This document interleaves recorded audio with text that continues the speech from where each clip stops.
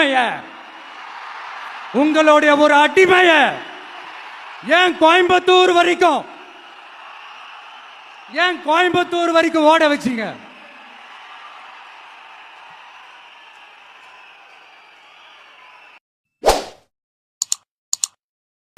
ஏன் மேல பழி தூக்கி போடுறீங்க?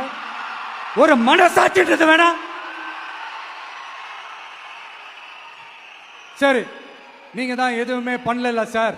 அப்புறம் ஏன் சார் 20 வருஷமா கரூர் பகுதியில் மட்டுமே போட்டி போட்ட உங்களுடைய ஒரு அடி. கரூர் விஷயத்துக்கு வரேன். கரூர்ல என்ன நடந்ததுன்னு அந்த கரூர் மக்களை கேட்டாலே புட்டு புட்டு புட்டு வைப்பாங்க.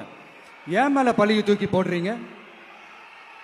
என்னமோ நாங்க அரசியலே பண்ண மாட்டோம், இந்த விஷயத்துலலாம் நாங்கள் அரசியலே பண்ண மாட்டோம், வீடியோ போட்டுவிட்டு போய் சட்டசபையில் உட்காந்துக்கிட்டு ஏன் மேலே பழி தூக்கி போடுறீங்க?